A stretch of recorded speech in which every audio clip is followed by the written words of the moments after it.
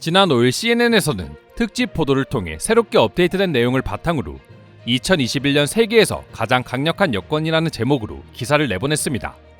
전염병으로 인해 국가 간의 이동이 더욱 엄격해지면서 각 나라의 여권 파워는 단순히 여행의 자유를 보장하는 것에 그치지 않고 그 나라의 국력이 어느 정도인지를 확인할 수 있는 척도가 되어가고 있습니다. CNN 기사에 따르면 단도직입적으로 2021년 세계 여권 파워 1위는 일본과 싱가포르, 2위는 한국과 독일이라고 합니다. 반대로 최악의 여권 파워 국가는 북한과 아프가니스탄 등이 포함되어 있다고 하는데요. 간단하게 여권 파워를 설명해 드리자면 비자 없이 얼마나 많은 국가를 여행할 수 있는지를 통해 순위가 정해진다고 볼 수 있습니다. 1위를 기록한 일본과 싱가포르의 경우 192개 국가, 2위를 기록한 한국과 독일의 경우 190개 국가를 무비자로 여행할 수 있는 것이죠. 그만큼 해당 국가들의 국민들은 신변이 보장되며 안전하다는 걸 뜻하고 있는 것입니다. 사실 정치적인 이유도 있고 기타 여러 가지 변수를 따져봤을 때 한국과 일본의 여권 파워 순위를 나누는 건 무의미하다고 볼 수 있습니다. 단 2개 국가만이 차이가 날 뿐이기 때문이죠. 사실 한국인들의 경우 이미 워낙 해외여행이 보편화되어 있고 한국의 여권 파워를 알기 때문에 그 순위에는 신경을 쓰지 않거나 순위 자체를 모르는 분들이 대다수라고 할 수 있습니다. 하지만 해당 소식이 일본에 전해지자 일본인들은 그렇게 자신만만하던 한국을 이겼다며 축제의 반응을 보여주기 시작했습니다. 이러한 숫자를 보고 있으면 일본은 정말 대단한 나라이구나 하는 생각을 항상 하게 된다. 한국과 차이나는 2개 국가의 벽은 상당히 크다고 생각합니다. 일본은 외교를 아주 잘하고 있습니다와 같은 반응을 보여주면서 말이죠.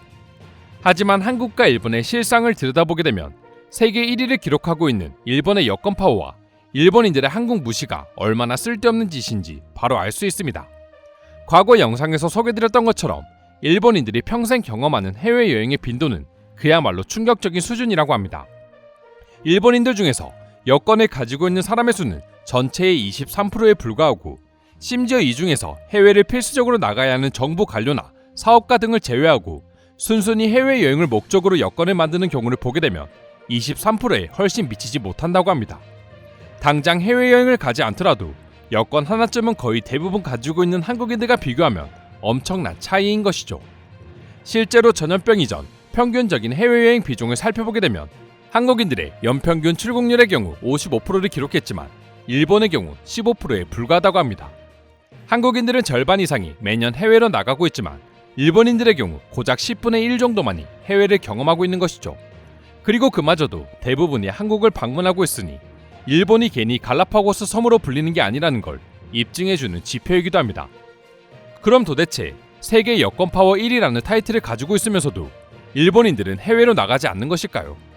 일본 정부에 따르면 워낙 일본 국내 관광 인프라가 좋기 때문에 굳이 일본인들이 해외로 나가지 않는 것이라고 합니다. 물론 이 말도 완전히 틀렸다고는 할 수 없습니다. 일본의 국내 여행 인프라가 잘 되어 있고 이로 인해 수많은 외국인 여행객들이 유입되고 있는 것도 사실이기 때문이죠. 하지만 오로지 국내 여행 때문이라고 설명하기에는 한국과의 격차가 너무나 차이나고 있습니다. 한국이라고 해서 국내 여행 인프라가 절대 나쁘지는 않기 때문이죠. 전문가들의 분석에 따르면 결국 일본인들의 소국성과 경제난이 1위의 여권 파워를 가지고 있음에도 불구하고 90%의 일본인이 일본을 떠나지 않는 이유라고 설명하고 있습니다. 날이 갈수록 일본의 경제난은 심해져가고 있고 특히 가장 적극적으로 해외여행을 다니는 20대층의 생활이 갈수록 힘들어지면서 다른 나라로의 여행은 꿈도 꾸지 못하고 있는 것이죠.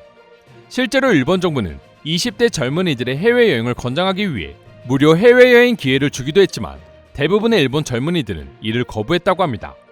한국이었으면 아마 밤을 새서라도 해당 기회를 얻고자 노력했을 텐데 말이죠.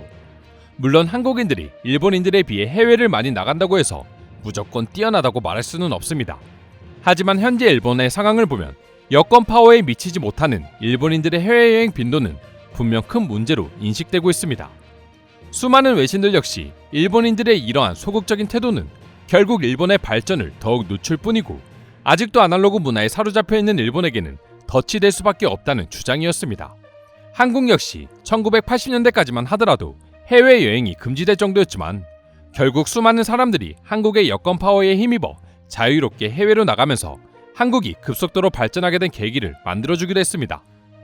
때문에 비록 여권 파워만 보면 한국이 일본에 한 단계 뒤처져 있지만 이를 활용하는 국민들의 실상을 보게 되면 반대로 일본의 여권 파워는 감히 한국에 비교조차 할 수 없을 정도로 의미가 없다고 볼 수 있는 것이죠.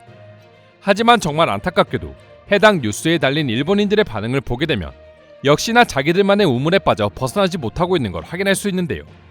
CNN에서 보도된 세계 여권 파워 순위 뉴스를 보고 일본인들은 어떤 반응을 보여주고 있는지 지금부터 자세히 살펴보도록 하겠습니다. 역시 이러한 통계를 볼 때마다 일본은 대단한 나라이구나 라고 생각한다. 저 또한 정말 대단한 일이라고 생각합니다. 그만큼 여러가지 의미로 일본이 신용에 있다는 것을 입증한 것이고 세계가 이를 인정하고 있다는 것이기 때문입니다.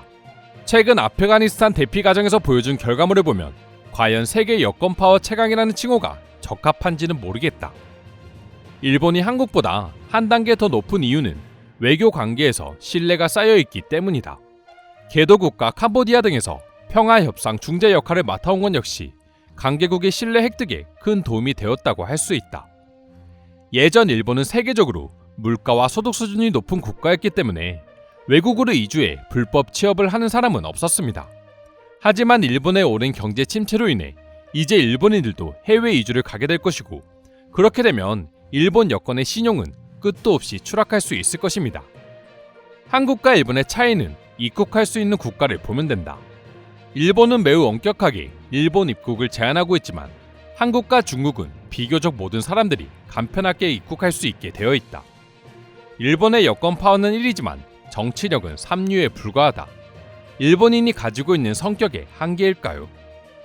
일본 여권은 세계 최강임에도 불구하고 일본인의 여권 소지율이 낮은 이유는 그만큼 해외에 갈 의욕이 별로 없기 때문이었군요. 국내 사계절 관광지가 잘 되어 있으니까요. 영어가 서툰 사람도 많고 치안과 위생을 고려하면 굳이 해외를 나갈 필요는 없어 보입니다. 저도 3년 전에 홀로 해외여행을 떠나보았습니다. 모르는 나라의 문화를 접하는 것은 매우 자극이 되기는 했지만 반대로 일본이라는 나라의 훌륭함을 실감하는 계기가 되기도 했었습니다. 1위인 싱가포르와 일본의 공통점은 자원이 없다는 것 아닐까? 자원이 없기 때문에 타국과 협력하지 않으면 안 되는 운명의 국가 순위라고도 할 수 있어. 만세를 외치고 싶지만 사실 저는 여권을 가져본 적이 없습니다. 내가 살고 있는 나라의 여권 파워가 1위라는 것을 상상할 수는 있지만 실감할 수 없는 슬픔이라고 할까요? GDP나 군사비 등 국가의 힘을 측정하는 척도는 여러 가지가 있겠지만 여권 파워 역시 훌륭한 척도 중 하나라고 생각합니다. 이상으로 CNN의 여권 파워 순위 소식에 대한 일본 반응 살펴보았습니다. 오늘도 끝까지 영상 시청해주셔서 감사드리며 여러분들의 구독과 좋아요는 영상 제작에 큰 힘이 됩니다. 이상 종크TV였습니다.